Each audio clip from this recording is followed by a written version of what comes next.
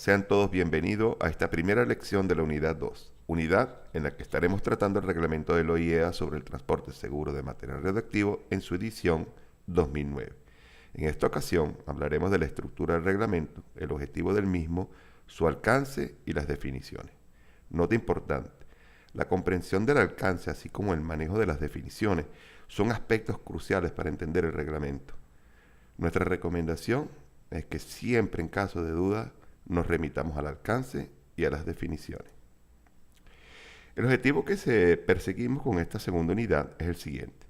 Al finalizar esta unidad, el participante conocerá el reglamento para el transporte seguro de material radioactivo del OIEA en su versión 2009. En particular, conocerá su estructura, objetivo, alcance y características fundamentales, lo cual le permitirá realizar actividades de supervisión y control de las distintas fases del transporte en sus centros de trabajo, así como tendrá los elementos necesarios para realizar esas tareas si les fuese requerido. Antes de entrar en los aspectos específicos de los materiales radiactivos, debemos recordar que los mismos forman parte de los materiales peligrosos. La clasificación internacional de los materiales peligrosos cuenta con 9 clases. Los materiales radioactivos son clase 7.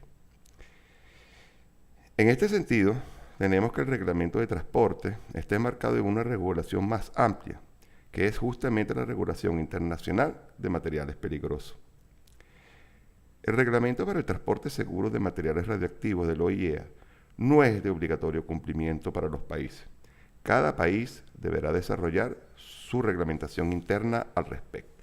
Sin embargo, los documentos, instrucciones técnicas de la Organización de Aviación Civil Internacional, o AACI, y el Código Marítimo Internacional de la Organización Marítima Internacional, OMI, sí son de obligatorio cumplimiento para los países a los efectos del transporte internacional. Además, estas regulaciones internacionales están en sintonía con el reglamento del OIEA.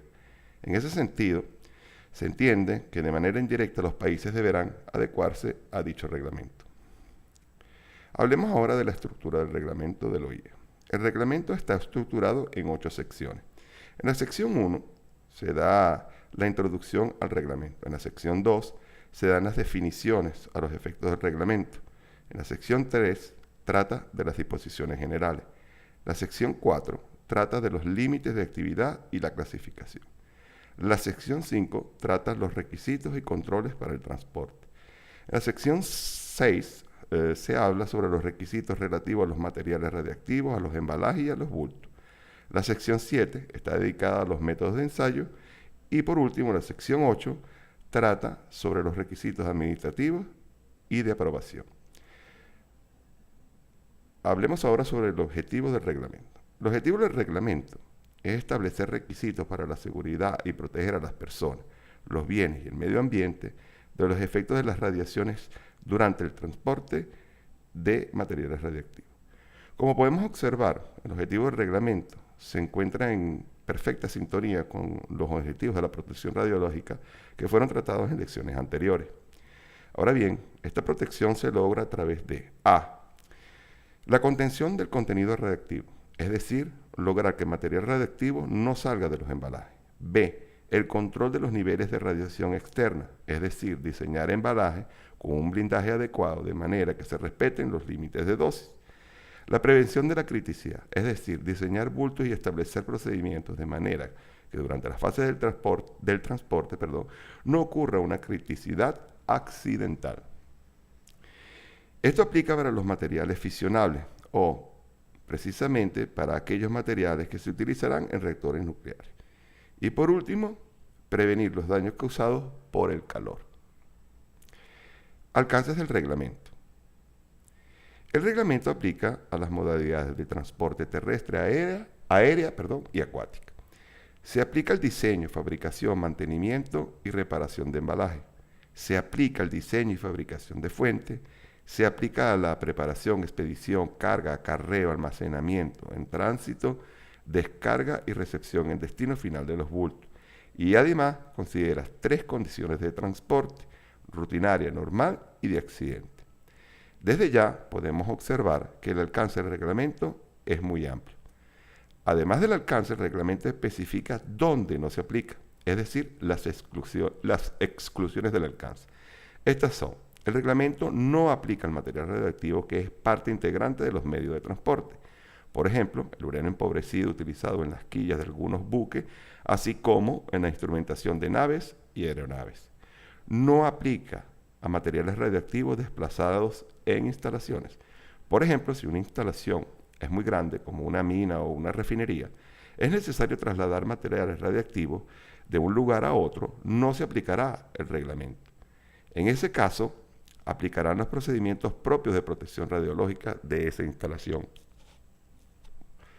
No aplica a materiales implantados o incorporados en los seres humanos o animales vivos para el diagnóstico o tratamiento. Por ejemplo, si una persona ha recibido un tratamiento o realizado algún examen de medicina nuclear, la misma llevará consigo el material radiactivo que se utilizó para tal propósito. No aplica al material radiactivo contenido en los productos de consumo después de la venta al usuario final. Por ejemplo, detectores de humo para rayos y ciertas luminarias utilizadas en los estadios y otros eventos donde se requiere una excelente iluminación para las transmisiones televisivas. No aplica a materiales naturales y minerales que no serán tratados para recuperar sus nucleídos. No aplica a objetos contaminados en su superficie con materiales radioactivos, si esa contaminación no supera 0,4 becquerel por centímetro cuadrado para emisores beta, gamma y alfa de baja toxicidad y 0,04 becquerel por centímetro cuadrado para otros emisores alfa.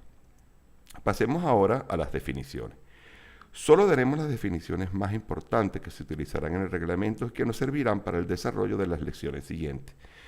Por bulto se entenderá el producto completo de la operación de embalaje, que consiste en el embalaje y su contenido preparados para el transporte. Es decir, el bulto es la suma del embalaje, el embalaje y el contenido tal cual como se presenta para el transporte. Por otro lado, se entenderá por embalaje uno o más recipientes, cualesquiera, otros componentes o materiales necesarios para que los recipientes puedan realizar las funciones de contención y otras funciones de seguridad. En la figura observamos que el material radiactivo es el líquido dentro del vial, mientras que los demás accesorios, incluyendo el vial y otros materiales, son parte del embalaje. Por contenido radiactivo se entenderán los materiales radiactivos juntamente con los sólidos, líquidos y gases contaminados o activados que puedan encontrarse dentro del embalaje. Es decir, no solo el material radiactivo es el contenido, sino también otros materiales contaminados o activados. Los materiales activados suelen encontrarse en aquellos casos donde exista radiación neutrónica.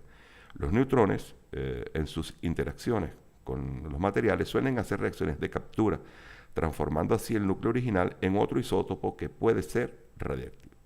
Por otro lado, se entenderá como material radiactivo, a los efectos del reglamento, todo material que contenga radionucleidos en los cuales la concentración de actividad de material expresada en becquerel por gramo y la actividad total de la remesa expresada en becquerel excedan los límites de exención.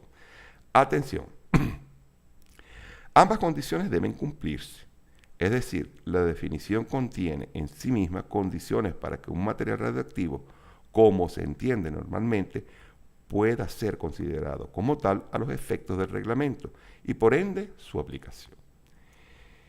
Se entenderá por sobreenvase un recipiente utilizado por un remitente único que contenga uno o más bultos y constituya una unidad con el fin de facilitar su manipulación estiva durante el transporte.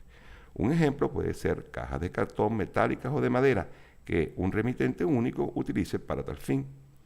Se entenderá por contenedor un elemento de equipo de transporte que esté destinado a facilitar el transporte de mercancías por una o más modalidades y tenga una estructura permanentemente cerrada y rígida. Un típico ejemplo son los contenedores utilizados en el transporte marítimo, así como en el sector aeronáutico. El remitente es toda persona, organización u organismo oficial que prepare una remesa para su transporte. En esta definición se incluye tanto las personas naturales como las jurídicas, es decir, empresas u organizaciones legalmente constituidas. El destinatario es toda persona, organización u organismo oficial que está autorizado a recibir la remesa. Por remesa se entenderá cualquier bulto o bultos o carga de materiales radiactivos que presente un remitente para su transporte. Por expedición se entenderá el traslado específico de una remesa desde su origen hasta su destino. El transportista es cualquier persona, organización u organismo oficial que se encargue del acarreo de materiales radioactivos por cualquier medio de transporte, es decir, lo que normalmente conocemos como aquel que realiza el traslado. Por medio de transporte se entenderá para el transporte por carretera o ferrocarril cualquier vehículo. Para el transporte por vía acuática, cualquier buque o cualquier bodega o compartimiento o zona delimitada de la cubierta de un buque. Es decir, puede ser el buque o parte de este. Y en el caso de transporte por vía aérea, cualquier aeronave.